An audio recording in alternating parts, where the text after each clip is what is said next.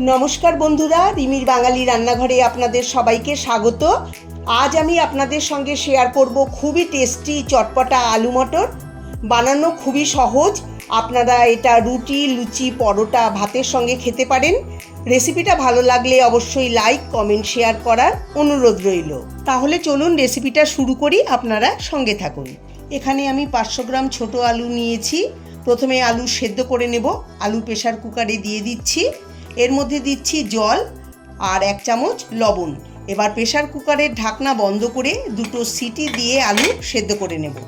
2টো city হলে গ্যাসের flame বন্ধ করে আলু নামিয়ে একটা ঝাঁঝরিতে ঢেলে জল ঝরিয়ে একটু ঠান্ডা করে আলুর খোসা ছাড়িয়ে নেব। ততক্ষণে মশলা ড্রাই রোস্ট করে নেব। প্যান বসিয়ে দিয়ে দিচ্ছি 1 চা চামচ গোটা জিরে, 1 চা চামচ গোটা ধনে, হাফ চা চামচ মৌরি, 4টে শুকনো লঙ্কা ছোটো টুকরো করে, দারচিনি 1 টুকরো, ছোটো এলাচ 2টো, লবঙ্গ 2টো, গোটা গোলমরিচ 8-10টা, জোয়ান হাফ চা চামচ।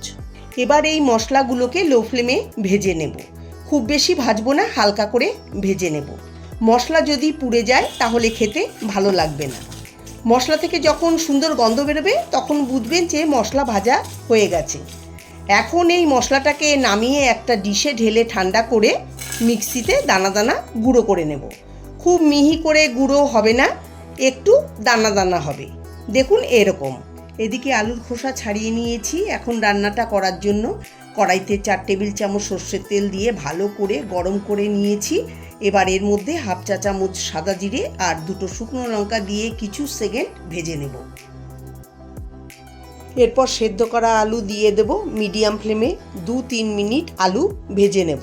আলু খুব বেশি ভাজবো না, হালকা করে ভেজে নেব।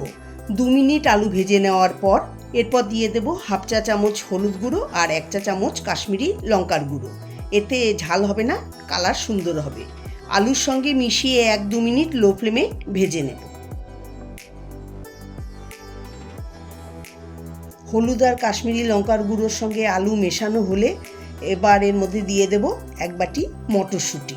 মটরশুঁটির পরিমাণটা একটু বেশি দিতে হবে, তাহলে টেস্টটা খুব ভালো হবে। এবার এই মটরশুঁটিটাকে একটু নেড়ে চেড়ে ভেজে দিয়ে দেব 1 চা চামচ আদা বাটা আর দেব স্বাদ মতো লবণ। এখন লো ফ্লেমে 2 মিনিট ভেজে নেব। আদার কাঁচা গন্ধ চলে যাওয়া পর্যন্ত ভেজে নেব। আদার কাঁচা গন্ধ চলে গেলে এর মধ্যে অ্যাড করব একটা মিডিয়াম সাইজের টমেটো পেস্ট করে। টমেটোটাকেও 1-2 মিনিট আলুর সঙ্গে কষিয়ে নেব।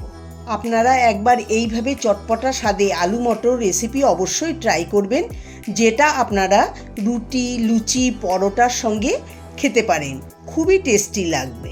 এরপর এর মধ্যে অ্যাড করব 4টে চেরা কাঁচা লঙ্কা, ড্রাই রোস্ট করে গুঁড়ো করা স্পেশাল মশলা 2 চা চামচ।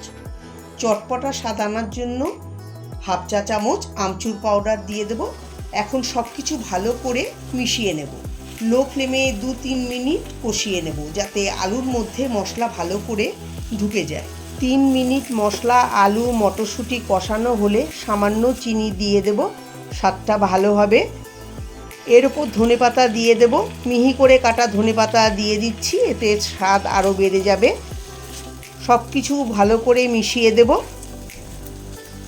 মেশানো হলে ঢাকা দিয়ে লো ফ্লেমে 2 মিনিট রেখে দেব।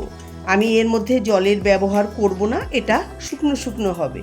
2 মিনিট পরে ঢাকা খুলে নেব, একটু নেড়ে চেড়ে মিশিয়ে নেব। খুব সহজে তৈরি হয়ে গেল চটপটা আলু মটর রেসিপি। আপনারা রেসিপিটা অবশ্যই বাড়িতে ট্রাই করে দেখবেন, আপনাদের খুবই ভালো লাগবে। সবাই ভালো থাকবেন, সুস্থ থাকবেন। ধন্যবাদ।